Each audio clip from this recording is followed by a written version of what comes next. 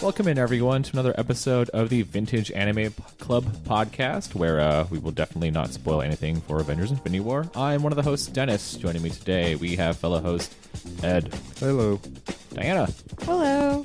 We have returning regular Han. Hello there. And our first-time guest, Mike. Hi. This is a different Mike. So we've had a Mike on before, like Ninja Scroll and some other stuff, too. For this Mike, I don't want to call you Mike 2. I'm just going to call you Mike. Because Mike 2 is derogatory. Mike, thank you so much for being on our podcast. And what we do beforehand, every time we have a special guest, first time on, wanted a little bit more about your anime origin history. So, hopefully you're ready to answer some questions. We've prepped Mike ahead of time. It's okay. Yeah. This is not new, listeners. Yeah. So, Mike, how'd you get into this anime fandom thing? Sure. I guess before I knew what anime was, I started by watching Metabots in Malaysia. Oh, wow. On the, Fox Kids Network. And that was pretty cool. Robots. And discounting that, I guess, when I first knew what anime was, would probably be with Love Hina by Ken Akamatsu. All right. Yeah. Oh, Gross. man. I know. Hey, I still have a soft spot for that show. I do, The too. opening song is really fun, I have a soft spot and for then the that, rest too. of the show is just garbage. I'm almost certain that if I ended up rewatching, if we watch this for this podcast, I know, like, oh, it's Never watch garbage. it for this podcast. I will literally burn this podcast down before I watch that. I truly believe that Love Hina was the fucking beginning of the end. Like, Love Hina was just The like end of the what? birth and death of tropes. It was just like, let's take everything that Tenchi Muyo did, but make it like a million times worse, and put it in a bathhouse. Like, ugh, it's fucking garbage. He's still going with Negima? UQ Holder, which is Negima Oh sequel. my god. Mm-hmm. Anyway, Mike, continue. Oh, yeah, definitely. So, yeah, I got bought all back those into toys. Love Hina after I moved back to the States, and we didn't have, like, too much money or anything, so my parents would take me out to the local public libraries, and that's what I found in 3rd grade. What? Yeah. I thought the art was pretty neat, and then it started to go downhill from there, really. Oh, my goodness. Yeah. Sure, if your parents knew what you were watching then, they're like, oh, nope. Oh, they were just happy that I was reading and not online playing games. you know? But then I found that apparently someone made a Love Hina online dating sim, which is like unlike the novels at all. But yeah, it was downhill from there, I think. Okay. Yeah. I have to know now. This is not one of the questions. Who is your Love Hina waifu? I don't believe in waifus. Okay. What? So basically, you were Kentaro, all of them. Okay, got it. Oh no. Oh. Ooh. Since that time, you got introduced to anime, or at least you were like, oh, I kind of like this stuff. Was there a point where you decided either to take a break from anime, or life caused you to take a break from being an anime fan before you could get back into doing so?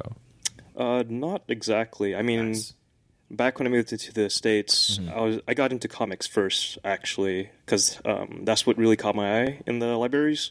So I got into like DC and Marvel, of course, the big two. And yeah, no, after those 2 years, after Love Hina, it was pretty much downhill. So Just lean into this anime thing. Well, yeah, that's good. sorry to disappoint. No, because there have been people who either like college or new to workforce stopped watching anime at the time being, whereas other people just never got into it until college or whatever, until you get to do the mingling melting pot of post high school and figure out like, oh, kind of like some of these things too. So yeah. Now the one that makes everyone balk. Can you list 3 anime titles that have greatly influenced you throughout the years? They can be new, they can be old, they don't have to be your favorites, but can you list 3 of them? And what makes them special? Sure. I think I got asked this question on my Curious Cat before. Oh. Yeah. And I think among the top 3 were Full Metal Alchemist. Nice. That's what got me. The original or Brotherhood? I started with the manga actually. Okay. And then I watched the original Full Metal Alchemist, and then I got into Brotherhood. Nice. Mm-hmm. It's just all of it. Like Release order, yeah. all Full Metal. Mm-hmm. Cool. And I think really that's what got me into cosplay. So I would probably count that as a Cosplay gateway. Nice. yeah. We all have ours. And second on the list would probably be Vandred or Code Geass. Really? Vandred was at the library, so it's more of like either or. They're like very they're different. They're not 2 and 3. They're both like I can't decide. It's Sophie's choice for both of them. yeah, I was watching both at the same time Okay. because Vandred had mechas, and I was like, I don't know what to think about this. And Code Geass was out at the time as well, so I figured watch both of them at the same time, and I think that's what really got me into mecha anime. Nice. Not Gundam, unfortunately. Everything I've known is a lie. Yeah. It's okay. It's okay. Yeah, it's fine. Those are shows I have soft spots for too. That's awesome. I didn't realize you were watching. Well, I also keep forgetting that both of them are fairly older and did come out roughly around the same time. Though there's a lot more of like Code Geass resurgence, Yeah. more so right now, unless you count Well, yeah. Darling and the Franks as like a type of Vandred. No, thing. it's far inferior to Vandred. Don't even go there. And your third, technically fourth. Oh, third, yeah. Fourth. Probably would be Fate. That was the series that led me to have more fun in the cosplay and anime and manga communities, I think. Nice. Yeah. That's good. Like, and Fate it's so broadening. Yeah. I mean, there's fun stuff that are there. Like Dana would know more about the fun, the sillier like Fate series stuff. The super serious things that are around out now too. Well, I mean, I don't think that Fate outside of Carnival Phantasm or like Type Moon is generally funny. Like, there's moments here or there where someone says something dumb that are definitely amusing, or like where they interact with each other in such a way because of like the histories of the characters. But like overall, Carnival Phantasm, I want to say, is like the funny one, whereas everything else is just like being punched in the face. All right. Well, we also have the much more lighthearted one of Fate Stay for Dinner. I can't remember the name of it. Oh, Emiya Cooking. Sanchi, Yeah, thank you. Kyono Gohan. I'm just like Fate. What are we Stay eating tonight, for Dinner. Emiya? Fucking everything. That's what we're eating. It's nice. There was finally an episode where they had food that I could eat because everything else up to that point had been like fish. Oh, I was like, It is Japan. yeah, I guess. Like, we could eat all these different things. I'm going to list them all off. And I'm like, Instead, we're going to have raw fish. Fine. well, thank you for joining us, Mike. So, why don't we get into what we've been up to, and let's start with our guests. Is there anything that you're currently watching, either this season or something old that you're revisiting? Megalobox would probably be at the top of my list for current season anime. It's the I switched it last time. Ashita no Joe, right? Yeah. Yeah, okay. I think I called it Baki the Grappler last time. Like, wait, nope, I'm wrong. How is that? Because I haven't seen any of it. I'm not familiar with Ashita no Joe. Yeah, it's pretty good. It's about, I think, 3 episodes in. You can watch it on Crunchyroll. Nice. And it's basically a futuristic retelling and 50th anniversary series for Ashita no Joe. Nice. I'll add that to the queue, but I'm already behind on everything already. Like Golden Kamuy, I'm still behind on too. Dana, are you watching anything currently? Definitely watching the Emiya Cooking. Nice. It comes out it's once monthly, a month. right? Yeah. It makes me really sad. I'm like, but you know what? Honestly, I'm okay with it happening once a month if that means that we get our Heaven's Feel movie part 2 faster, because I want that real bad. Nice. Like I'm ready for that. And let's see. I've got to finish Violet Evergarden. Yes, please. I'll start. I that finally someday. finished Fate Apocrypha a while back, like since the last time I was on the show. Which was, it was like, I feel like the Duke in Moulin Rouge, like, generally I like it. But it's like, I mean, Astolfo is best boy, so at least we had that. Like, since the last time we spoke, I think I went to SoccerCon, and Yes.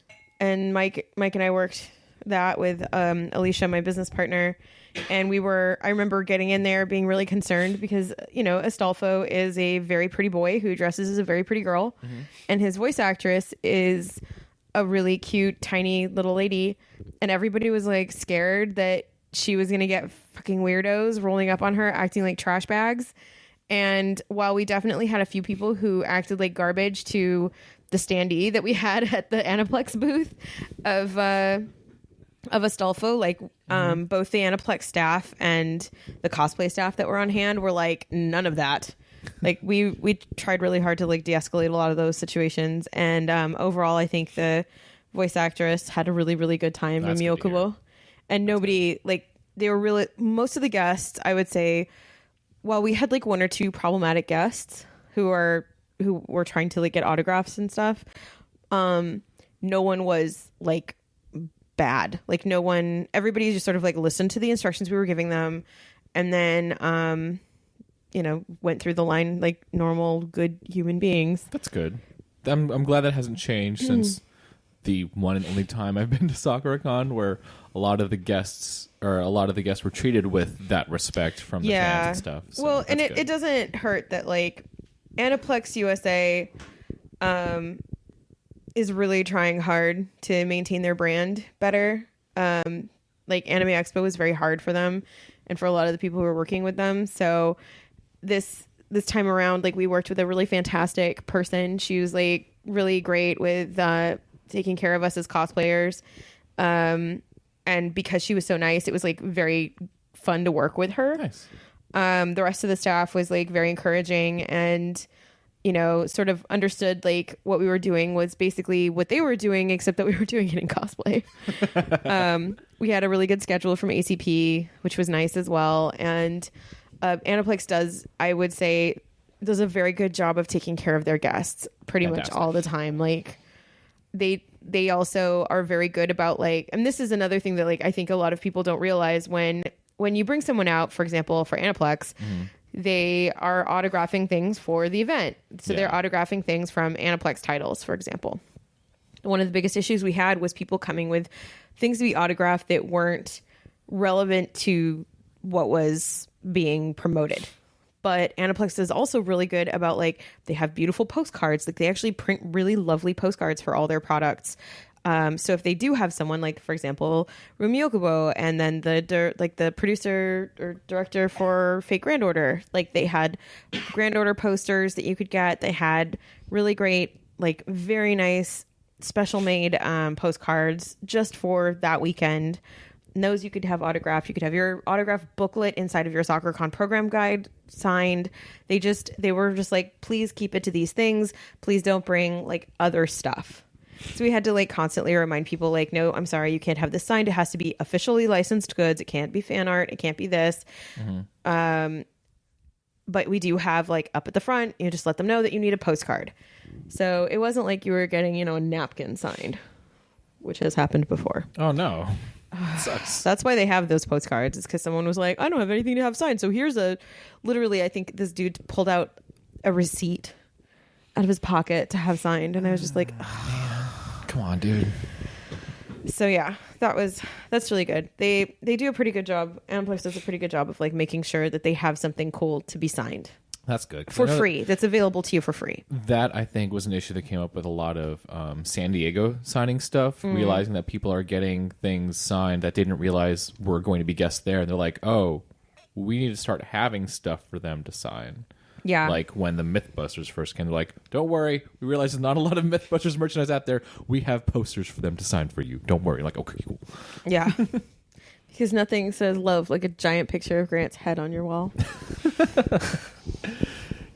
Han, what have you been watching, if anything? Nothing really new. The only new thing is, I guess, izakaya, Japanese food from whatever another world. So at least the name puts it right on the tin what it is. So it's an izakaya in an isekai anime. Yeah, and it's different from restaurant to another world. A little bit because it's like stationed in a city, so it's all these different people who live in the city, like coming across it, being dragged in by coworkers, Not just, like random historical peoples. Yeah, and it's not kind of just like floating around magical, like all these different creatures. It's just humans in the city, and the front door for the izakaya is in like a generic fantasy town, and it's just that one town that only those people are coming in. Okay. Does the food look good? Because that's the important thing about food anime. Does the food look good? Yeah, it looks good. All right. So, yeah. The most important question. Making their beer look really frosty and really tempting. So that's one thing that they did really well is like, oh, your beer looks really good. I would really like a beer, but not that late at night. So, yep. Oh, man, I went to the Cherry Blossom Festival, ran into Mike there in San Francisco like a couple weekends ago. Their Sapporo Black, I think, is only offered in California. It's fucking good. It's really good beer. I need to find a case of that.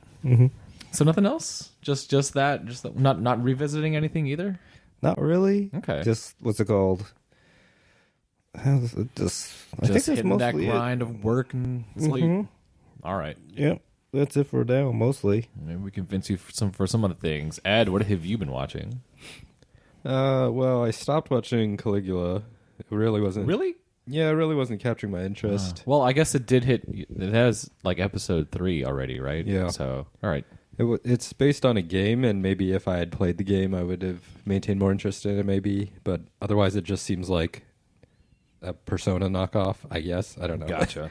But I did watch Agretzko on Netflix. Oh, yeah. So I watched some of that too. That's really sweet. that was cute. That's been popping up a lot of my non-standard places. Like IO9 has been showing up. They've pushed it really well in both the media reviews as well as word of mouth. It's been very popular because I think people can relate to the character. I think one of the headlines I saw was like, Agretzko is all of us. Yeah. It was because I was expecting it to just be the same gimmick, right? That you see, that it's this cute panda, red panda, that gets angry and screams death metal. But they actually did have like a whole story arc over the 10 episodes and some character development. So it's really, really cute and really well done. So, and they're only 15-minute episodes, so it does not take that long to get through it. No, it's really cute. Well, maybe I should add that to my queue then. I think everybody here would enjoy it. So definitely worth watching. I enjoy the gorilla and what's the other one? Shifalco? Kodi-chan and Washimi. Washimi's so good. Yes. They're so fantastic. They are the best characters, really. Nice. Yeah. But watching the same stuff. So with Food Wars and My Hero Academia returning, been keeping up with that. Magical Girl Ore, still super good. Yep. Hilarious. Should I watch that? You should. Yes, it's fantastic. Funny how? You know how Madoka turns the trope, like the magical girl tropes on his head in super serious That's not tone? funny. It's really not funny. Ore turns the trope back 180 degrees into parody for magical girl, for idol groups, for Sentai, and it's one of those things where I'm like, there's no way this show is going to maintain this funniness. And by episode 2, I'm like, I'm adding this to my queue right now. Just watch the first episode. You will know right off whether it's going to be for you or not, because it does not take long to figure that out. It gets into it right away. Yeah. I mean, it's girls transforming into John Wilson, so that is a very good way of picturing what happens. That's actually fantastic. And I've gotten halfway through Children of the Whales on Netflix, and I still need to catch up on Maiden in Abyss as well. But there's too much. There's just way too much to watch right now, and it's unfortunate. In the meantime, we'll get into a little bit of news. So relevant to some of our interest here. I think Diana and Ed and myself, we all have the Bubblegum Crisis Blu-ray, like, fantastic Kickstarter box set, right? Oh, yeah. Yep. Yeah. So Animego just announced that they're going to be releasing a standard edition Blu-ray. So anyone out there who has wanted to check out Bubblegum Crisis on its fantastic Blu-ray transfer and doesn't want to spend, I think it was like $115 on a Blu-ray box set, you can definitely get it for much cheaper down the road. I don't know what the price is listed as, but I'm assuming half of what it was. I think you can still get the DVD from Animego for like $30, so I'm expecting $50, $60 for this standard Blu-ray box set. Totally worth it. I don't think you get Holiday in Bali, I but don't think that you need Holiday in Bali, to be quite honest. I think that's okay. I feel like you just need the show. the show is good. I think they'll still keep some of the commentary tracks and stuff on there, but yeah. Sticking with Animego, they have successfully funded the Gunsmith Cats Kickstarter at over $350,000. Jesus Christ. Yep, it did super How did you need $350,000 for that? Well, they didn't. They exceeded their pledge by super lots. They're actually trying to figure out what their stretch goals should be. Yeah, I Their think stretch goals should be like bring the staff out, maybe. the stretch goals ended up being getting all of the episodes commentaries, and the final stretch goal. What, like all like 6 episodes? There's like 6 Or of them, I right? think 3, but Less? either way, yeah. I think the issue was trying to get the original dub voice actresses flown out and scheduling time. They were unable. They were like, "Well, we kind of got to pay for this out." And I think they also got some of the Japanese directors and stuff to do that too, along with someone was able to get some OG concept or character design art as well. So Yeah, Sonoda has been all over like these Kickstarters. He's drawn original art for them, and it's. I mean, not just what has Sonoda been up to? not much. well, Yeah. funny enough, maybe he should bring back Bubblegum Crisis. I'm just saying, but he actually has been up to Dennis. Sonoda has actually just announced the reveal of his title project BB to be something called Bandit Bean, which is going to be in like a crossover anime between Riding Bean and Gunsmith Cats. And if you happen to be an Anime Central, they're going to have a special preview for that there. So that's what he's been up to. That's pretty good, though. I feel like people were waiting for that kind of thing because Riding Beam and Gunsmith Cats already have like parallel characters, yeah? Yeah. Shared Yeah. universe. Yeah, stuff. it's within the same universe. Was Bubblegum Crisis isn't part of that universe, though? No. I don't think. No, it's different. How hilarious would it be if Bandit Bean was like, and now here's how we cross over Gunsmith Cats into. And here's I know Prince. that. Crisis. I mean, I would lose my mind, but that's okay. That'd be pretty amazing. Randomly, Ed put up some stuff recommending to watch Streets of Fire, Yeah. which apparently is something that definitely got a lot of Japanese directors very excited and led to quite a lot of the opening of Bubblegum Crisis. So last week, my friend Bianca was over, and Sam and I were like, "Oh my god, this sounds like fun! Let's watch this." That movie is a train wreck. That movie it's Purple Rain for white people, and it looks like something that was made for television and then was like also crowdsourced by the Crypt Keeper. I'm not sure if I made this clear during our Bubblegum Crisis episodes, but that movie is great not because of the plot, but more because of like the atmosphere and the world Imagery setting and the and music. Oh, I can't. It wasn't even stock awesome though. Rick Moranis is in it, and Willem Dafoe does a great turn. Rick Moranis actually was the best actor in that entire thing. Yes. Nice. He really was. Unfortunately, the main actor is pretty bad. They were going to make it a trilogy, but as Thank you can God. see, they did not. During our Bubblegum Crisis talk, Ed showed us the trailer for Streets of Fire, and I thought it was going to be a rock opera. It definitely has like all the musical numbers are fantastic. Yeah. Like They are Jim Steinman. yeah, they're really good. But it's just like the editing is like oof, it's all over the place and like it doesn't really make a lot of sense and like some of the characters you're just like, "Oh yeah, okay." And the rest of it, like the main characters you're like, "But why them?" Maybe you'll grow to love it after lots of drinks. Well, Japan vanishes apparently his head. did somehow. because They were able to make better things from it. Yeah, but it's still fucking popular. real. They're actually going to re-show the movie in theaters for whatever the anniversary it is this year. Wow. In Japan, because it was so influential there. I that's don't get it. impressive. It's kind of like how Hasselhoff's big in Germany. We don't understand why, but it's one of those things. Yeah, I mean, I feel like that's kind of how Japan feels about Americans and Princess Tutu. Like, Americans love Princess Tutu, and Japan was like, this happened. Like, and Ninja Scroll, too. Like, Ninja Scroll is really not commercially successful in Japan. Yeah. But it had a huge following here and in Europe and other parts of the world. Well, same with our next up on our list, which we'll talk more about when we get to it. And Big O Yeah. was similar.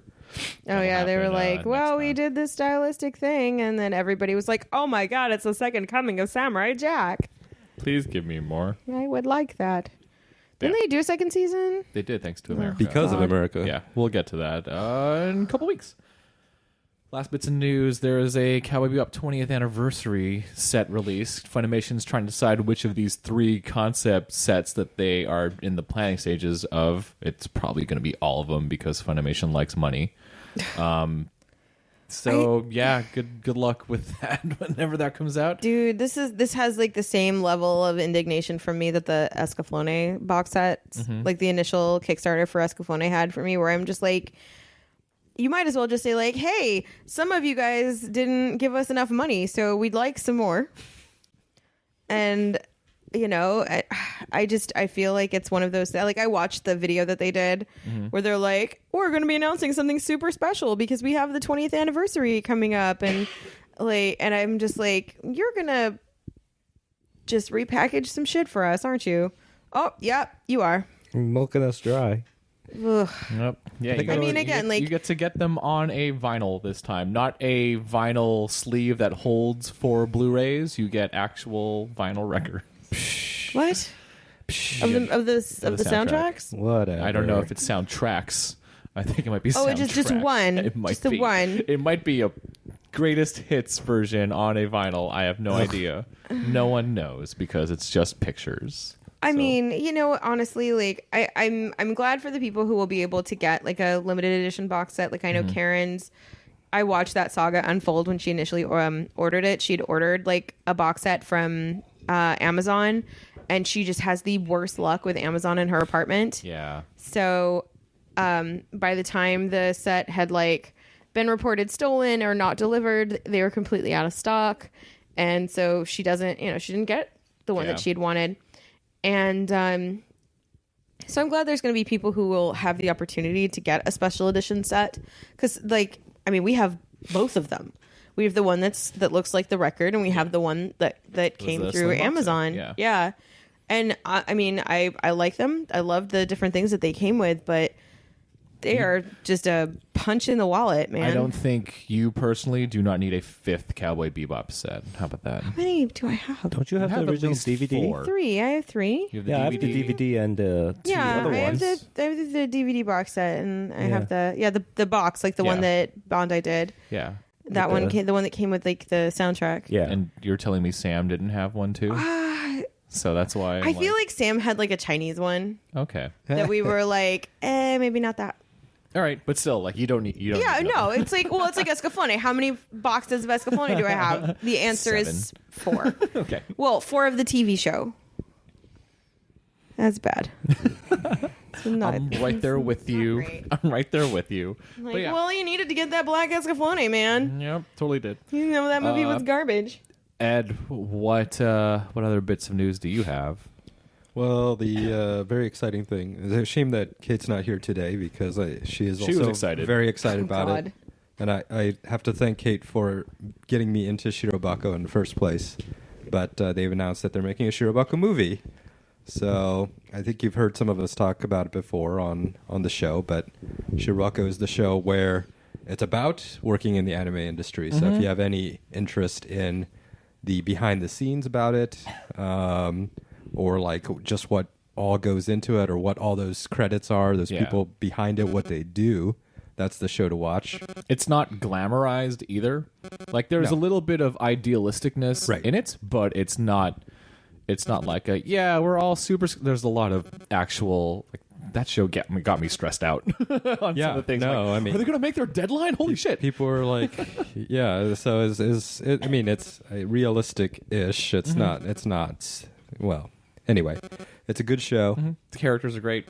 Good characters, good drama, good development, and so I'm excited that they're making a movie. Yeah, now if Sentai Filmworks can just add the special edition TV series so we can get those goddamn OVAs released in the US, that'd be fantastic. Oh yeah, those were fun too. That is why I have not yet bought Shirobako for a domestic release, because I want that set. Anyway, now that righteous anger has been inferred, let's go on to our topic at hand today, which is continuing our anniversary for 2 years, along with our double Ghibli month, even though we're in May, Yeah.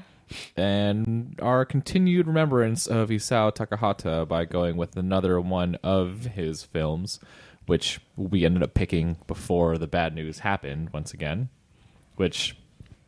the worst kind of serendipity, I know. We're going with Pom Poko. This one is going to be a lot more fun than Grave of the Fireflies. Yeah, because it's not Grave of the Fireflies. Yep. So, production by Studio Ghibli, of course. Director, screenplay, and original story by Isao Takahata. The character designs were by Shinji Otsuka. And this premiered back in July 16th of 1994. So this is a good old one. Who here has seen this before our podcast today? Oh, I have. I have. All right, we got two because I did not. So, how did you guys get into watching this the first time, or were introduced to it? I don't know.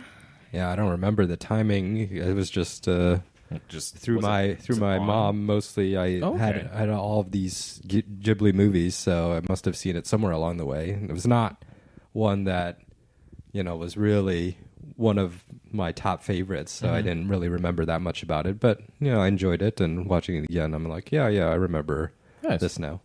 How are you, Dana? Was it like in one of those old Ghibli box sets? And you're just like, it's on. I actually used to be part of a thing called the Tucson Animation Screening Society.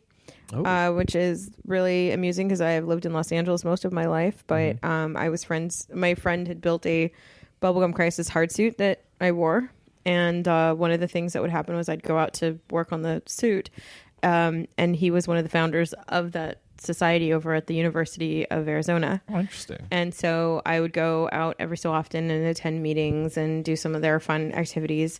And help them figure out what series they were going to be watching in the future, because they got me a subscription to New Type because I could read it. Oh, that's cool. So I'd see what New Type was recommending and give the recommendations, and they had laser discs for Pom Poko and a lot of the other stuff, and they would actually do in-house fan subbing. So they fan subbed Pom Poko. They did The Clouds Like the Wind. Oh wait, no, that's not Ghibli. Sorry.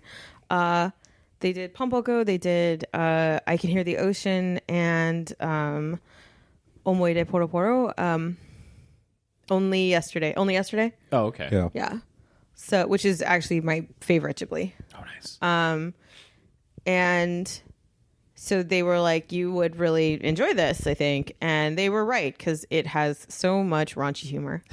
And they would screen it. They had a really nice screening room. So that was one of the ones where we watched it in the screening theater, and then eventually they let people have VHS copies. Nice. Yeah. Well, Han, Mike, and I get to talk to everyone else about how we felt about this show after the break. Everyone ready? Mm-hmm. Okay.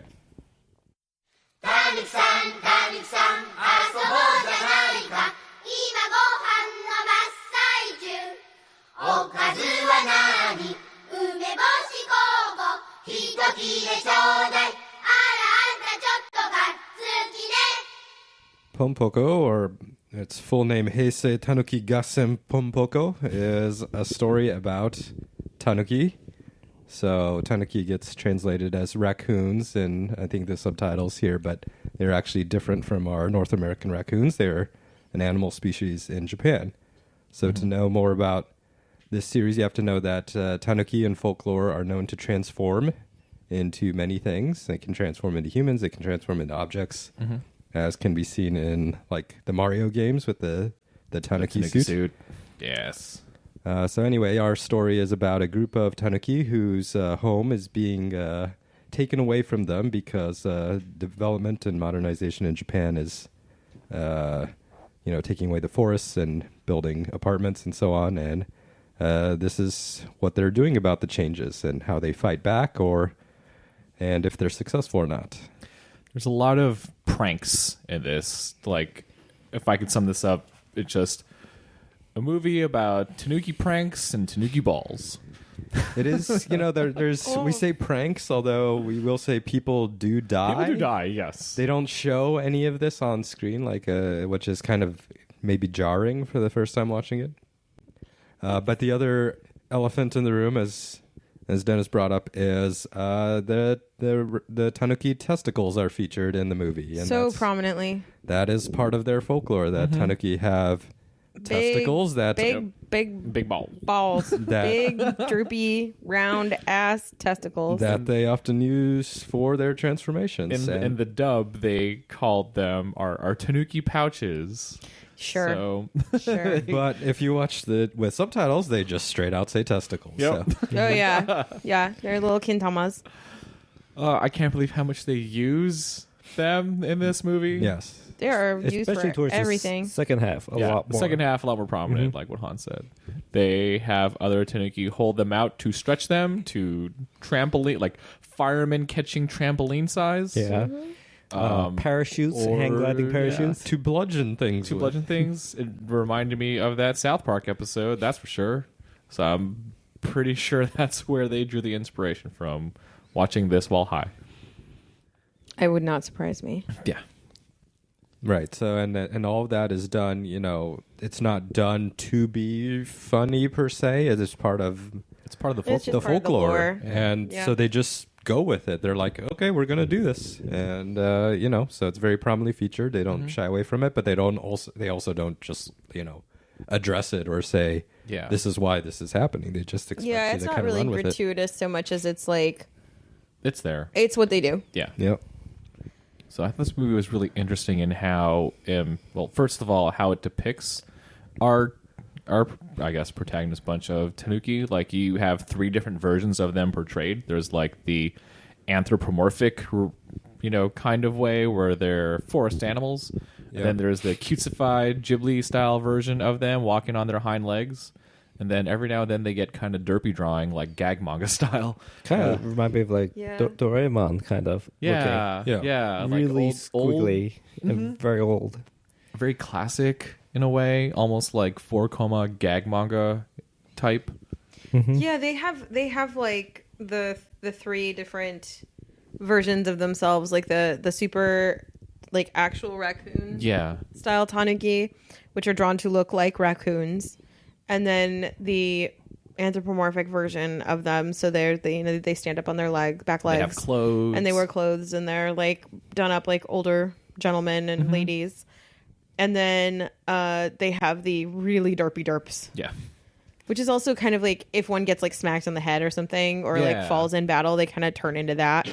or if they get super exhausted, Depleted. tired. Yeah, Yeah. because they make mention that not all of the Tanuki can transform. So the ones that do, not all of them are also good at it. So it kind of messes them up, and Yeah. they kind of need energy drinks. I'm like, so did Tanuki end up inventing like 5-hour energy or Red Bull? Is that what It looks their like thing is for? the ginseng little drinks, little Yeah. ginseng Yeah, it energy does. drinks, What's that? bacchus and stuff. What's that called? The Lipovizan. yeah, those all of those and then Japanese there's energy the unkers, Oh yeah. which reminds me of the unkos, which would be really bad because that's basically poop. Yeah. Is it called unkar? I don't remember. It's a weird name. The story for this thing like jumps around quite a bit. Yeah. So they like there's an overarching narrator who's kind of like talking about history and how the Tanuki used to live with humans kind of in harmony is the Yeah, and the implication. farmland and whatnot. And then you get to the 1960s and there's an economic boom. So their forest land is getting raised to make apartments. Yeah. And it starts us out with saying, oh, there's these two clan or two forest areas of Tanuki who are fighting because they've all been squeezed into one area. So that's kind of where we start. We get these battle scene where two Tanuki in their animal form are rushing at each other, and then as they're colliding, they morph into their humanoid form. Yeah. That was a fantastic opening scene. Yeah. Like, actually, that's something the whole movie does really well, is when they transition between the different forms. It's animated very fluidly and very, very well. Yeah. it reminds me a little bit of like Mystique from the original X-Men movies. And but I don't know, like it's done obviously much smoother and a little bit cheaper due to it being an animation rather than having to be like CG done effects on there. Sure. Like everything looks so smooth and gorgeous. It's fantastic. Yeah. So our battle gets interrupted by oh man, I'm blanking on her name. Fireball. Oroku, I think. Yeah, So- the Fireball Oroku, I think. Yes, Orokuba, who is kind of one of the older Tanuki, and she's a wiser, like the wise woman archetype. She tells them, look, Yeah. stop fighting. It doesn't matter if one of you beats the other because we're all going to lose if we don't do something about our land being taken away. She's also kind of like tongue-in-cheek welcoming one of them to lose, or whoever loses doesn't matter anyway. Yep. Because She's like, if you win or you win, we're all going to die. like might as well kill off half our population right now in order to keep food supply Yep. stable because there's too much of us. She's like, and don't too make any little more space." babies. Yeah. And so they kind of like come to their senses because she's lectured them, and And they realize how much of the forest has been taken away from urban development. yeah. So they try to figure out what to do, and that's kind of kicks off our That's like the bulk of the movie is them trying to figure out like how to stop the humans. yeah. Yeah, they send emissaries to different regions so that they can try to summit with more tanukis from all over Japan to see what's been working for them. What they call the transformation masters. Yeah. Yeah. They tried a And couple of different methods to get them out. Yeah. And there's like a training montage where they're practicing how to turn into things. I thought that was fantastic. I love that scene. Yeah. Or scenes because there's multiple of them. Yeah. And we get kind of get introduced to the fact that there's a faction which are more aggressive, and they feel like the way they should fight back is to Just kill kill or the drive humans. out the humans. Yeah. Who is led by Gonta. Gonta. Yeah. And Whereas they have like a more relaxed one who's just like, we should figure out alternatives to this because that it's such an unknown quantity with humans. Also, you guys really seem to like all of these human things, like Yeah. the television and the fried the chicken. hamburgers, food. the McDonald's. They Yeah. The spell out. turkey, the donuts. Yeah, I was listening to the dub of this earlier. I only got about like 2/3 of the way through before I had to come over here. But the scene where Gonta is talking about like we got to kill them all because of this, this, and this, and then kind of our less aggressive protagonist Shokichi was talking about. But you guys like the things that humans make, right? Like tempura was brought up a lot. And in the dub, they also talk about pizza and chicken wings. And like, meanwhile, the other Tanuki are like, oh, Yeah, they're all tempura. drooling. They're all kind of like Homer Simpson in a way. Well, the whole thing is that these are portrayed as like easygoing animals Yeah. who, are trying to just live their lives, and their lives have sort of been upturned. And tanuki and kitsune and stuff like that in Japan are, considered very spiritual animals, and especially and then some cats. They actually do this whole, breakdown of like how tanuki, foxes, and some cats can transform and they have magical powers according to humans. So, when they do start attacking things, you see like television programs where they're like, you pissed off some of the forest spirits. Like this is kind of, in my opinion, sort of a lead up to Mononoke. Yeah, in many ways, yeah. Yeah, it's definitely a, hey, look and think about the impact that you are having on the environment, and not just on, the land itself, but on everything that lives on that land. It's kind of like a bridge between like Totoro and Mononoke, I feel because and they talk about that in Only Yesterday as well. Like, she's like, when I grew up in Tokyo, I grew up in the city. I never went home to the boonies. Like, I didn't have any like, let's go back out into the forest, or let's go back into the farm areas, because those were kind of like the only places where there was nature at that time. And so, she had that yearning for something that was different than just city life. Yeah. Nice. So let's see.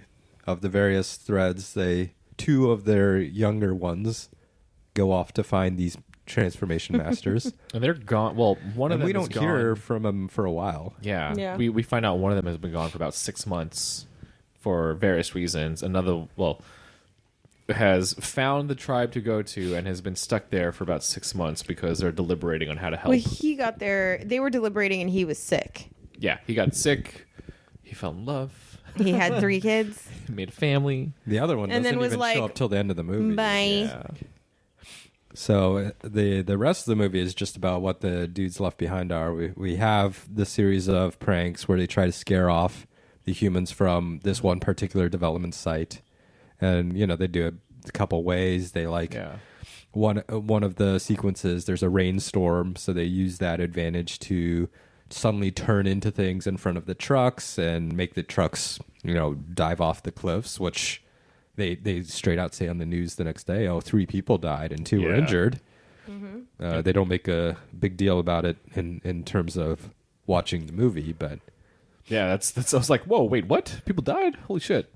Anyone have any favorite pranks of these? There's a couple good ones. There are several good ones. They're basically like equal opportunity teaching both the male and female Tanuki how to transform, practicing, and then at one point, one of the elders pulls all the boy Tanukis that are learning to transform, and he's like, "Hey, our transformation is very very unique, and you can do a lot of different things with them. In fact, the mat that you guys are sitting on is actually my testicles." And then he said, they're like, "Oh wow, how interesting!" And like, you seriously watch like 20 Tanuki that are all sitting on this dude's nuts, like start like poking the mat, and like, "Oh, that's so cool! How interesting! It's very soft." Slowly transforms. Yeah, and back. then it poofs up and then just sucks right back under his like loincloth, and you're just like, "Oh well, okay." So it's like that.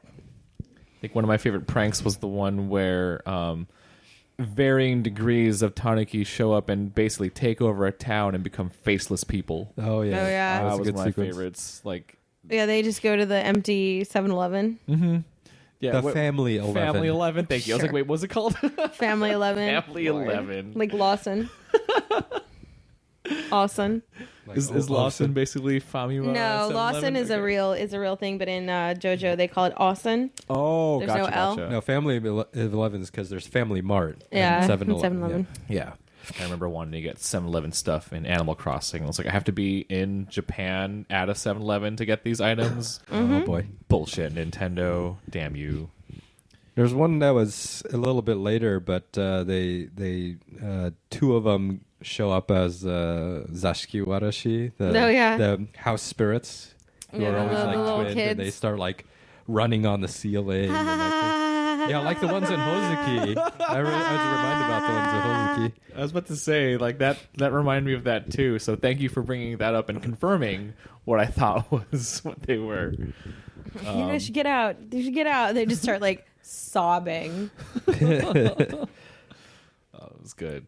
And yeah, like you can't go about this film and not talk about the yokai night parade that they ended up doing. Well, yeah, because that's like one of the most amazing things that they animated for this whole movie. I feel like they were like, let's make our Tanuki go from being really cool to being like somewhat okay to being garbage.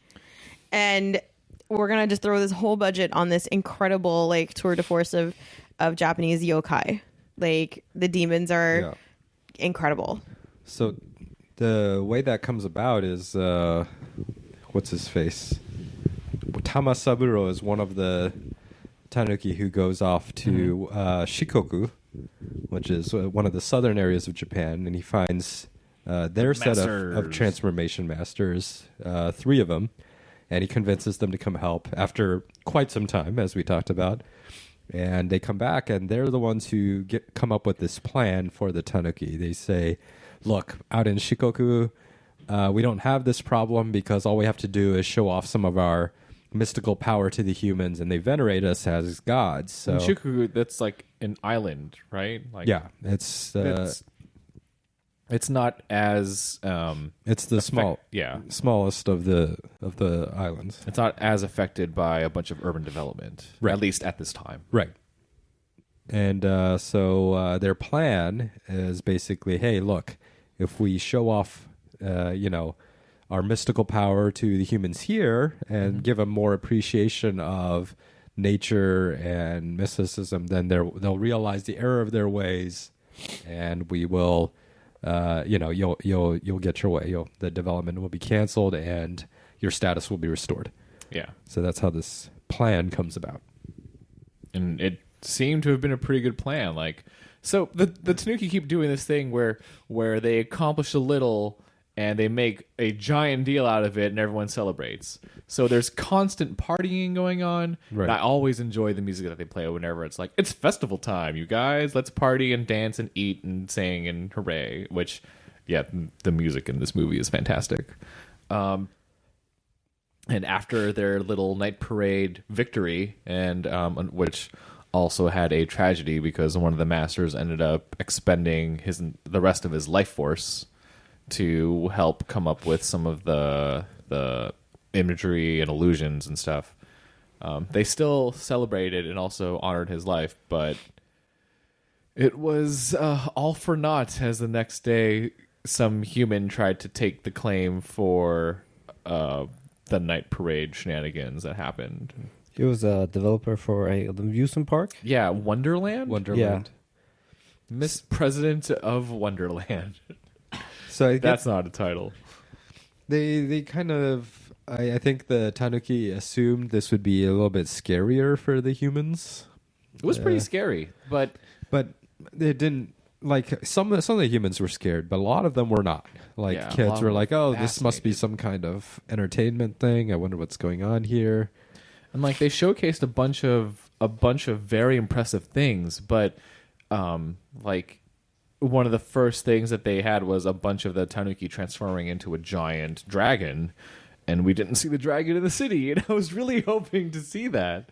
And then when it didn't happen, I was like, "Oh man!" Yeah, I guess I should say. So there's another thing in Japanese folklore which is a thing. It's called the hyaki yagyo, which it means once a year, 100 different types of Demons. yokai or Yokai, demons come parading out, and if you get caught in this parade, your soul will be taken away. So this is folklore going back hundreds of years. So that is kind of the thing that Tanuki were trying to replicate, but in the modern day, it does not have the same impact. Yeah. Like there's clearly nobody scared for their lives here. A couple of the humans were startled when things were coming into their rooms and things, but it was not the same impact that I think they were trying to get. Which, it's unfortunate, but I feel like if that happened in our own modern day here, like most of us would whip out our cell phones and be like, I need to film this thing. This is amazing. Right. Well, yeah. They also, that's the other thing I think with this particular movie.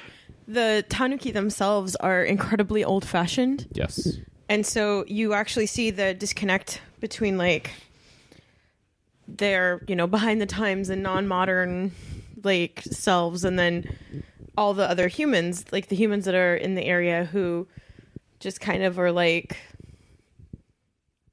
they're trying to figure out like what kind of joke is being played, or they have a very different expectation. Right. Yeah, there's a mix of curiosity and the other humans who, there are the construction workers who are like, yeah, fuck this, I'm out. Versus the bosses of them where it's like, well, I still got to deal with this, so I'll just I'll just hire new people. So Yeah. Well, and then the fireball, she takes the other Tanuki that can transform. She takes them to like the public library and takes them out into the world, and basically is like, we have to modernize ourselves a little bit so we understand like the people that we're up against. Otherwise, we are going to lose our mountain completely. And I think what's really like, this is not a very, it's silly and it can be fun, but it's also a very sad movie. Yeah. Because there is no positive conclusion for these Tanuki. They are displaced animals in a modern Japan. Yeah. And they tried as hard as they could, but like Tokyo was expanding so much and it needed, more places to put their populace. It was no longer becoming like a agriculturally based world there. It's not unlike here in California, where we have like some areas have like mountain lion and coyote problems, other wildcat problems and stuff as well. Like but I mean, California has also got a lot more open space. Yes. And we have a lot more protected space. Like Japan has some protected spaces, but if you were an undeveloped area adjacent to Tokyo, it was only a matter of time before it got turned into accessible housing or, an expansion of the rails or, something. Yeah. Like there were so many people at the time that you needed to expand. Yeah. There are a couple of heartbreaking scenes in this too, if anyone wants to go into some of those. I mean, it's not quite your sister eating rocks, but truly what is. I mean, they kind of have, basically they have, towards the end of it, the whole group sort of fractures into different sects. Yeah. So they have like one very, kind of almost overly religious sect where they take a lot of the Tanuki who can't transform, and one of the masters of transformation turns himself into a giant party boat and basically sails them all out into the ocean and then drowns them. Yeah. So A+, super awesome that. Because otherwise, it was basically living a life where they slowly starved to death. And then you have the incredibly violent sect led by, of course, Gonta, who takes his, group of aggressive Tanuki who are like, what, we're going to take this back we're going to just attack the humans. We're going to transform into protesters. Yeah. Which they definitely called environmental terrorists. And I mean, that was like a really big thing for a while. I think in the between the 60s and the 80s in Japan, was people who would get so into an ideal and then they would go and protest, and Japan just didn't know how to deal with protest, whether it was, aggressive or peaceful. So they would, immediately call the riot police. Yeah. And like, that was Showdown. a very big thing. Showdown between the raccoons and riot police was, oh man, that was It's very rough. It was very rough. And then like the survivors went and did like a last hurrah, just like destroying different construction items. Then eventually they were smashing cars. They were just like recklessly attacking humans in the vicinity. And then eventually like they basically were like Tanuki versus Mack truck. And guess what? Mack truck won. But you also see like the result of that, which is Gonza's wife, who's back, with the rest of the Tanuki, crying because she lost her husband. He made this choice and went off and did the thing, and everybody else was kind of left behind. I mean, they also, even when they did the big yokai parade, they ended up losing one of the transformation masters. He ended up over stressing himself and having a heart attack. Yeah.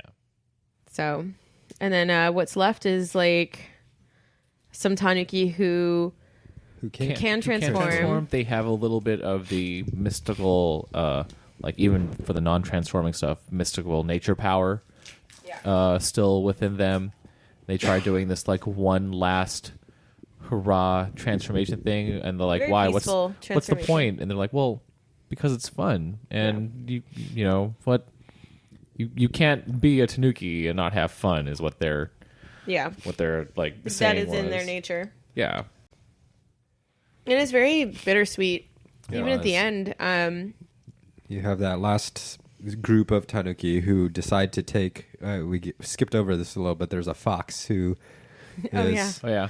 working. Who introduces them to a group of foxes who are like, we knew this was coming already, so we've integrated ourselves into human society by Living as basically humans. living as humans. And the Tanuki asks Getting him, jobs. well, what about the ones who can't transform? And he's like, well, we had to give them up. So Yeah. they did not want to make that choice initially, but by the end of the movie, one group does decide that that's what they're going to have to do. So it shows that group living as humans, and they are working jobs and doing their thing.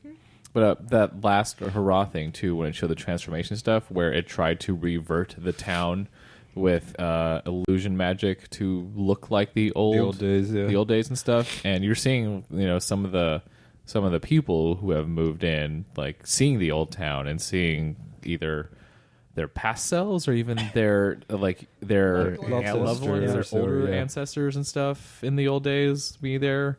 And that was also tearjerker a little bit too, especially with some of the Tanuki noticing like, oh my god, that's us when we were young, and like, wait, don't chase after yourself. You're the one performing this magic. Yeah.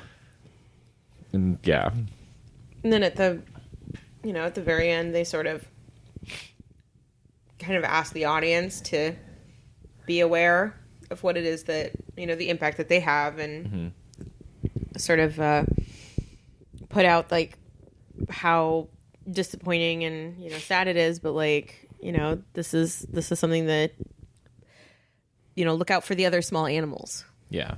So Because they're like, the Tanuki and foxes are not gone. They can transform. So But you gotta watch out for the bunnies. Yeah.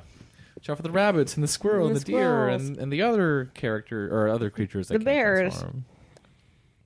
yeah. Oh, it's a little bittersweet, but yeah. Guess any other scenes anyone wants to mention? Because we kind of already reached the end. Yeah. Specifics. Wonderland president gets pranked the hardest. Oh, Gets a million yen stolen from him. Yeah, it was pretty great. I enjoyed that. He's There's looking so f- much amazing Japanese doublespeak in this. Yes, he there's a lot claims of ownership of the first grand illusion, Yeah. and then he tries to backpedal and be like, "I want them, find me them." And the fox comes, the kitsune, the fox bear comes out. It's like, "I'll find them for you," and For $1 million. and tries to broker a deal. And the Tanuki are just like, "Well, we'll take your money and just leave with it." Yeah. Take the money and we will run. turn into a giant luck cat, and then just Take siphon all all your your money. cash. Yeah, didn't they? Wasn't that cat originally something else where it became kind of like a playhouse type thing? Yeah. It's like, oh, look at all this crazy illusions. This is fantastic. And then and then it floats into the air and And flies away with the sucks money. all their money away. it's like, Go report Yeah. to the police and see if he believes Yeah, you. yeah, just fucking enjoy that. They also have like a moment where the one of the elders has sent an appeal to humanity, basically. yeah, And because he was so upset that this one dude had taken up their prank, basically. credit, yeah. And so a newscast comes over and tries to talk to the Tanuki, and the Tanuki are like, we just really need somewhere to live. We need to be able to have our young and eat food and not die. And then they do this crazy illusion and transformation where they, turn into like a stone Tanuki, and the elder is like super wigged out. So Fireball comes in and she's like, yeah, no, I back him. We really just need a home. And then all the rest of them kind of jump in and turn into different forest animals that are being displaced. And it's just heartbreaking thinking about that kind of stuff, because I feel like a lot of Ghibli movies sort of have that underlying tone of just be respectful and aware of yourself and your impact on the world. Yeah. And this one is very much in your face about it, which is not necessarily a bad thing. But I mean, it's very much for kids, but at the same time, it's not. Yeah, I think I It was meant to be appreciated watched this with a lot parents. more watching it now rather than as a kid. Yeah. Yeah. I feel like this director is very much that type of person who happens to be making movies in an animation medium, excuse me. Like that's how he knows how to write stories and make movies. So instead of using actors or like puppets or anything, like this is how he's choosing to do it. And a lot of people don't like with anime gets this all the time. Like it's a cartoon. Oh, so it's a Disney. Well, no, it's for more than just children. It is a storytelling medium. Yeah. Yeah. Something has more of an impact watching it now than like when I watched Ferngully as a kid, you know? Yeah, I mean, Brazil has got a lot of protections though for the rainforest now. That's like good. way more. If there is not anything else, should we go into some of the voice cast? Oh, this is really interesting voice cast though, because I don't know if we've talked about Rakugo before. We've just talked about the Offhanded. anime. Yeah. Showa Genroku So- Rakugo Shinju. That's So yeah, for That's the really listeners, good. let's talk about what Rakugo is. Yeah. Go for it. So, Diana, go for it. explain like on 5.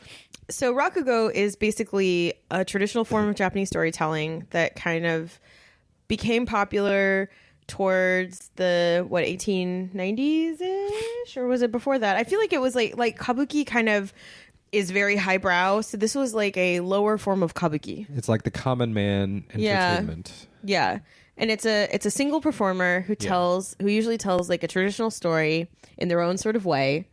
And they do it while sitting down, and they are only allowed like a particular amount of props. I think they're allowed to use like a fan and a handkerchief. Like there's certain parameters because of course it's Japan and they have parameters for everything. Nowadays they have a couple more things, but Yeah, like what, maybe like a bowl. I've seen a screen. Yeah, you get a screen. A screen sometimes, now. too. But so they have to stay seated for the most part, and it's basically like storytelling that paints the picture in your mind through the particular actor. So you could hear the same story performed by two different actors and get a completely different opinion of that story. Like see a different story in your mind based on So based on the performer performance. does Yeah. like character voices, although it's not like they're imitating a voice. They Yeah. just change their intonation slightly, or and their change their body positions Right. and stuff too. So it is very personal Mm-hmm. representation or personal interpretations of these traditional stories. And if you are really interested in it, definitely go and watch the Rakugo anime, Showa which is Genroku Rakugo Shinju. absolutely fantastic Yes. and has fantastic music. And Megumi Hashibara. Who's also in this? Who's also in this? Yeah. You like when she showed up, you could definitely tell it was her. Yeah. She's not on our list. No, just because she was a right-minded smaller- character. she was a smaller character. She's the one with the glasses. Mm-hmm. Yeah. Anyway, the reason we bring up Rakugo is that about half of the Japanese cast is Rakugo performers. So a lot of Ghibli movies don't use professional voice actors to begin with, but this one specifically is a lot of, these performance tradition type performers, for lack of a better word. They use their voice as their job, but they are not voice actors. So you have the Rakugo performers. They also have some stand-up comedians and other talent as part of their voice cast. Yeah, and they're really good. And that's something that I think Ghibli does really well. Very rarely have I heard a performance where I wasn't like I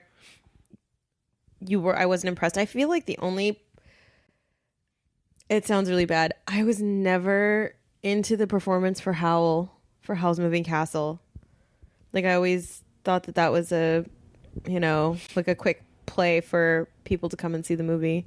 Yeah. That was what this Kimura, yeah? Yeah. But the rest of the supporting cast was fantastic. But with this one, because of the sort of old style that they put the Tanuki in, it works really well to have It them makes sense, as yeah. Rakugo performers because Rakugo it's an older style and it's not very modern and it hasn't necessarily it's traditional. Like Yeah. Japan is one of those places where you get a lot of traditional arts. And, fortunately we do still have a lot of traditional artists in Japan, but it's getting more and more rare. Yeah. Every now and then, I will see a Rakugo performance being done on NHK in English, which is surprising. That's And, so weird. yeah, especially because it's not a Japanese guy too. It's always like some white It's Rakugo it's a white performer. Rakugo performer. Yeah, That's so I can't imagine. he does a fantastic. Oh, I'm job, sure he though. does. It is so good. It's done in the same mannerisms, but done in English. Oh, that's got to be man. surreal.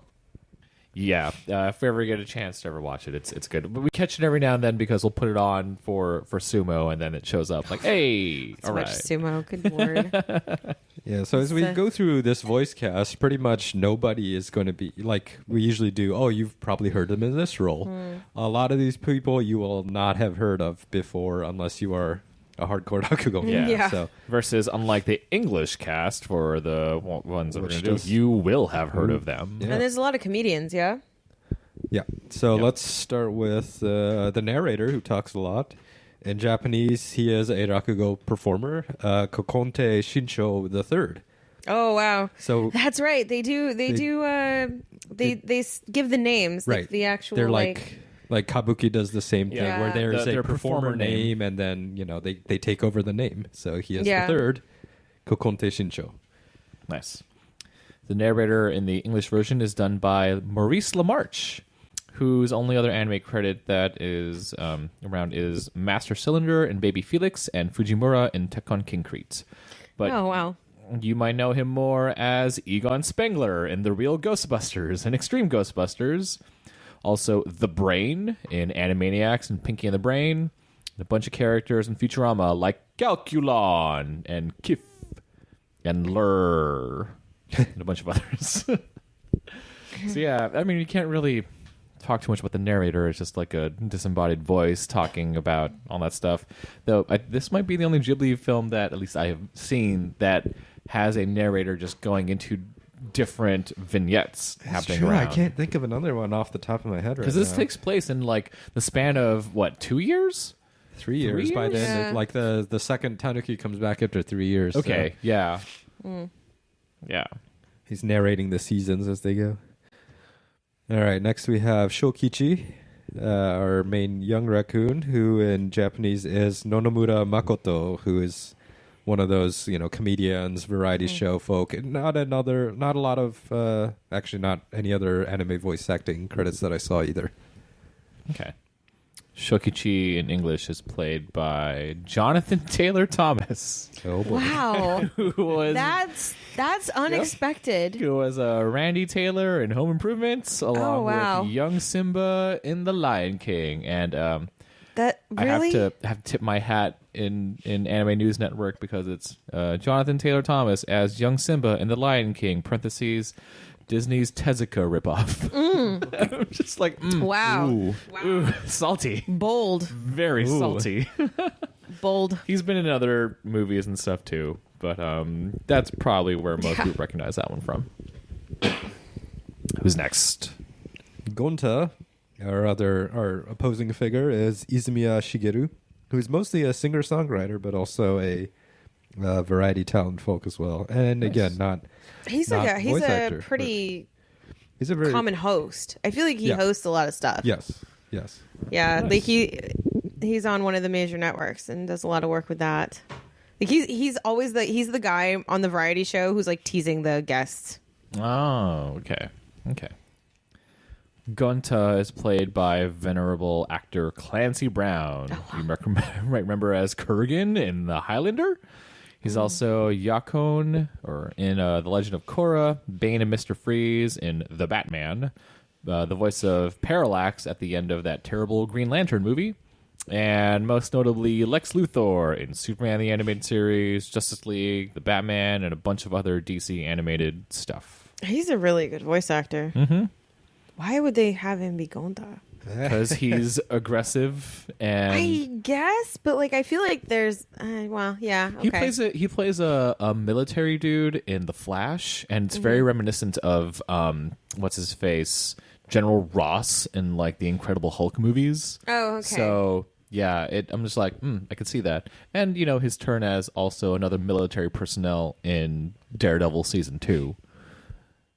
No. So military might. Clancy Brown, go for it. Next. All right, our next character, Fireball Orokuba-san, who is Kiyokawa Nijiko. She's a comedian. Oh, she's hilarious though. I haven't actually heard her actual stuff, but she did. I think she did really well as Orokuba. In English, Oroku is played by Tress MacNeille, who has been in way too many things. Other anime include Shige in My Neighbors the Yamadas. Oh, which wow. I think is also. Oh, isn't that wow. also a Takahata Ghibli film? I don't know if it's a Takahata, but it is a Ghibli film. Okay. She also plays Mom, Tinny Tim, and a bunch more in Futurama. Charlotte Pickles in The Rugrats. Babs Bunny in Tiny Toon Adventures. Elmira. She's Elmira. She's everybody. She's a She's bunch in Tiny basically Toons. every female character on The Simpsons that's not the main cast. Yeah. she's this is too many to list. She's a very recognizable voice. Other, I think, things that are making her the most money. She is the current voice of Disney's Chip since 1989. Wow. Along with Daisy Wow. Duck since 1999. Chip isn't like Chip and Dale? Yep. Chip as Wow. in Chippendale. So she was there for the entire Rescue Rangers run. She's also Gadget and Zipper in Rescue Rangers, but Chip still has a bunch of staying power because of all the other stuff that they include. Well, Chip they and run Dale it through in. a filter for Chip, though, huh? Yeah. That's Like so they weird. might run it I through a never little bit would have filter. known. But that is her. And lastly, who do we have at? Our old venerable Tanuki is Tsurukame Osho, who is another rakugo performer. He is the fifth Yanagiya Kosan. Wow. In English, he is portrayed by Andrei Stojka, who was a bunch of various voices in Pirates of the Dark Water, Oh, wow. along with Starlight in Rainbow Bright, and he has been Disney's Owl in the Winnie the Pooh stuff since 1998. So he is still working. Really interesting. Not much, like a lot of like just various one character voice in various episodes here and there. So I was trying to pick stuff that he's been in multiple things in, and his most prominent work is Owl. So yeah, But Owl's a pretty popular character. yep, still around too. Mm-hmm. All right, thoughts all around on the movie. Mike, how about you? What did you think of this? I mean, film? since you said so much. Oh yeah, since this was technically your first time watching this, what did you think? it was pretty good. Pretty lighthearted on the surface, but there's a lot of deep stuff going on in the background. I don't know if you guys caught this, but there was a Totoro cameo appearance I in missed the it. movie. Yeah, right when they start up the yokai night parade, Mm-hmm. Totoro can be seen on a spinning top floating up. Ooh. I think you could see Porco Rosso's red plane too. Mhm. Yeah. Oh, nice. So. Tons of nods here and there. That's cool. Mm-hmm. Would you recommend people to watch this, buy this, rent this, borrow this? What would you think? Probably one of the above. All of the above. Go. All of the above. Han, how about you? I liked it. I've never seen it before. I guess it feels earlier Ghibli than it is. It's 1994, but I don't know why it feels like late 80s. like late 80s, at least stylistically, Well, I kind of. think also it's the time period that they have all the people in as well. Like this isn't set in the 90s. It's definitely No. set in the late 80s, like mid to late 80s.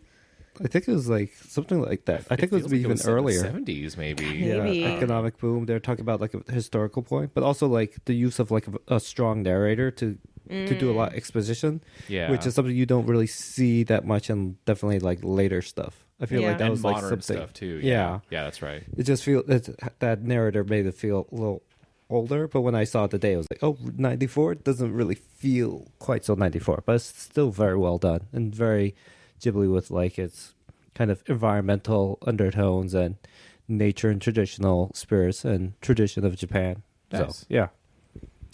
I also like this as well, since it was my first time watching this.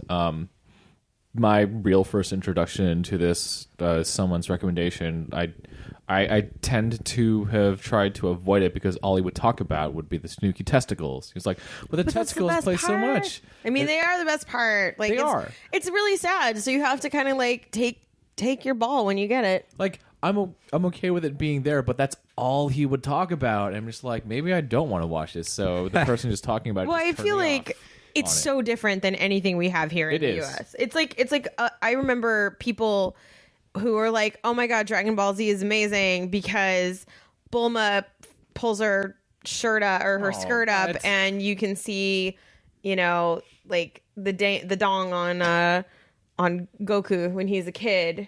It's like same thing with Crayon Shinchan. Like there's that weird sort of androgynous lewd humor. That's true. Because you don't see any penis. It's literally just nuts. And we just don't have that at all here in the US. Like we just completely skip that whole thing. But I thought this was super enjoyable. I would probably recommend purchasing this through our affiliate links. Yeah. Everyone should watch this. Ed, how about you? Yeah, kind of as I alluded to before, I think I got more out of it rewatching it now as opposed to as a kid. Because as Han said, it is kind of cutesy on the surface, which as a kid is probably the only thing you're going to pay attention to. But there are some much more serious themes here, so it's got a little bit for everybody. As a kid, I probably would have just rewatched all the prank scenes. Right. That's it. Yeah. Right. Like you would look at it as like a Tom and Jerry thing and not really think too much more Like about Bed it. Knobs and Broomsticks where you just watch all the armor come to magic. life. Yeah, that's great. Yeah. Like I just want to go watch the soccer field. Oh, wait, they're Yeah. fighting Nazis. Oh, yeah, they shit. sure are. Oh, God. So I'm not sure I would recommend it as like a first thing if people are not familiar with Ghibli or anime in general. Or Japan. Or Japan. There is a lot of not kind of appreciation of Japanese folklore. It's hard to get required into for if it. you don't know even just a hint of the folklore. Right. But once Thank you, Nura, Rise of the Yokai Clan. Wow. once you do know that stuff, then yeah, it's definitely worth watching. Technically, it's beautiful as a piece of animation. So Nice. And Dana, as this was your choice for us to watch, thank you for sharing this with us. Well, I do love me some Tanuki nutsack. I think it's a really personally, I think it's an important film because of the interesting narrative, but also I feel like it's a really good way to drop people into Japanese culture that they would not have otherwise seen. Like I like shows like this that the more you watch it and the more you know about the actual like culture in Japan, the more I think you can come to appreciate like the movie. You'll find more out of it every time. And I love this director particularly because of that. I think that Miyazaki does a very good job of kind of like handing you the movie on a plate and saying like, this is the movie I'm making you. And I feel like the other contributors, the other directors at Ghibli do a much better job, especially as like a foreigner, of handing you something where you have to look at the timeline and really gauge what was happening in Japan at those times, and kind of take into account more than just the unfolding story in front of you or the adapted story in front of you. And I think that's one of the reasons why Ghibli has done so well, is because they not only have a director who makes things that are appreciated worldwide, but they make movies that are appreciated within the country itself that are important On a deeper level than just on surface level. Well, and you look at things like, I Can Hear the Ocean, and that I Can Hear the Ocean is a story about like when shit just doesn't work out with people you think it'll work out with. And you watch, Only Yesterday, and that is a story of a person who grew up in the city who yearns for something that she never had, and then comes to realize that like just because you like something and you are fascinated by it doesn't mean that you will seamlessly incorporate yourself into that lifestyle. Like that is a lifestyle for these people, and it's kind of naive to assume that you can just be it. And with this one, I feel like it's, this is an impact that humans are having on nature, but at the same time, there's no there's no real good or bad thing. It's just like it is very circumstantial. Like the Tanuki are suffering, and that's sad, but humanity is also growing and needs and is displaced. So it's trying to figure out solutions that may not have them, that like something for like a problem that may not have like a black and white solution. Yeah. So, and I really appreciate that kind of storytelling, especially from Ghibli, because they do package it in a way where you can start watching it when you're younger and then gain more from it down the line. Yes. So yeah, it's an A+ for me. I definitely buy this movie. Also Tanuki dongs or Tanuki nuts. Balls. All about it. Dongs. All about Balls. them Tanuki nuts. All right. I think that'll about wrap it up for the show then. I want to thank everyone for being here. Yep. Being on for this. Mike, do you have any social media where you would like people to follow you on, or any conventions that you're going to be appearing at anytime soon? Sure. I'm Holy Space Pug on Twitter, and for any upcoming conventions, none so far. Maybe AX or Fanime. It'll depend on work mostly. Nice. Han, you're not on social media. No, I don't do social media. Han is the alcohol fairy. He just, put a tip underneath your pillow and Booth might show up at your door. Yeah. So yeah, that's essentially it. Yeah, if you check into the hotel and you leave a 20 underneath the like in the bathroom, suddenly Soju appears. So yeah. Ed, where can people find you? As usual, I'm at the very long Twitter handle, Ippen no Kui Nashi. And where are you going to be at? Hello, we dealt with the Comic-Con hotel apocalypse. Ugh. So I will be there, as well as Anime Expo. Is anyone going to Anime Kanji? Apparently it's back. That's this a year. thing? Yep. It's back. When?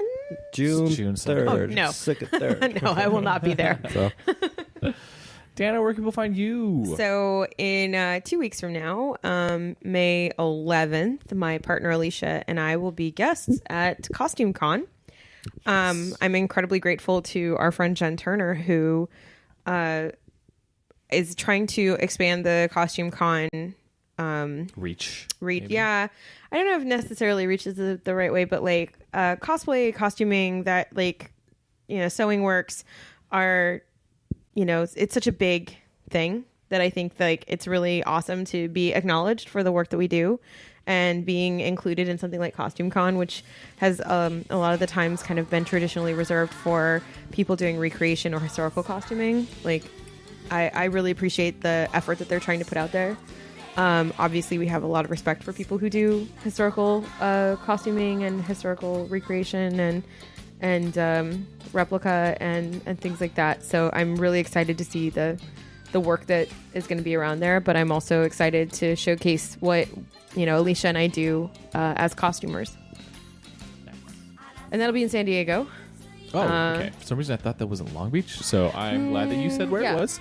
It's in San Diego. I think there's still tickets. And we'll be showcasing some of our costumes and also giving a talk on how we transitioned from being like Alicia does costume fabrication. She used to run a theater, and I've been a cosplayer and a costume hobbyist for 22 years. And then we kind of both took our skills and turned that into business. So we'll be talking about that and cosplaying internationally and a bunch of other stuff. Plug all that Marvel Becoming studios. Yeah, I actually, this weekend, I gave a presentation to some kids, some Girl Scouts. They wanted to hear about, like, costuming for, they wanted to hear about, like, working in a professional capacity for, like, costumes and media and stuff. And it was so nice. They gave me, like, a thank you award. I've never received a participation award before, but like, awesome. But it was really sweet. It was like just a very nice thing. So I'm gonna hang it up in my office. Nice.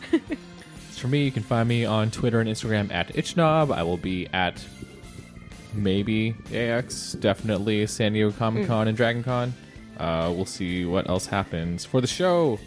You can go to our website, vintageanimeclub.com. We also have an email where you can send us anything at vintageanimeclub@gmail.com. Go ahead and ask any of your questions there, or on the retro anime subreddit that I post at every now and then. We also have a Facebook, Vintage Anime Club, Instagram, Vintage Anime Club, and Twitter, Vintage Anime Pod. Podcast itself can be found on Apple Podcasts, Stitcher, Google Play, Blueberry, iHeartRadio, Player FM, Podbean, Overcast, Podchaser, and YouTube. Like, subscribe, rate, review. We need all of those, and our YouTube needs 100 subscribers before we can actually get a custom URL. So help out with that if you can. We will also be launching our Patreon very soon, Oh, yeah. where we'll be talking about one of Diana's most hated animes ever, Gundam Wing. So that What Eve's one of Eve's times? favorites? Of course, it's one of Eve's favorites. One of these favorites. If it's trash, chances are Eve loves it. Are there gay boys in it? Then yes. Yeah. Then Are there Eve loves boys that it. could possibly be making out with each other at any given moment? Yep. It's for her. So yeah, thank you. I feel all. like Gundam Wing is like the one that like got people into the boys liking boys. I think so. I think you're right. For many people, our generation. For a lot of Yeah. people, I'm sure that there was a lot of that to begin with in Japan, but But for our generation, where we grew up with, and like the Toonami stuff too. So yeah. Yeah. Anyway, bye. Thank you all for listening. Thank you all for being here. This meeting is now adjourned. Bye.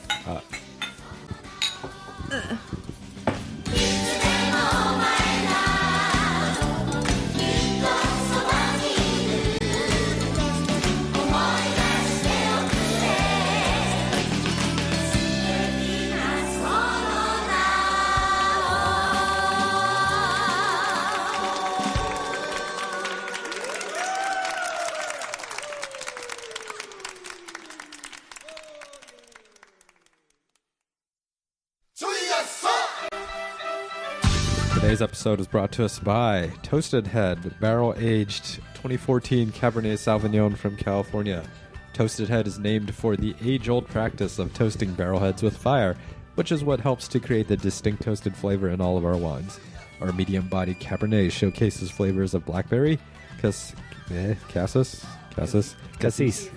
with hints of cloves and vanilla, finishing with soft, supple tannins. Nice. I like this one a lot. It goes well with the strawberries. Yeah, it's good. Our second one. Caricature, a 2015 Californian red wine. Be a character. You know how to fit in, even while standing out. And you like your wine the same way.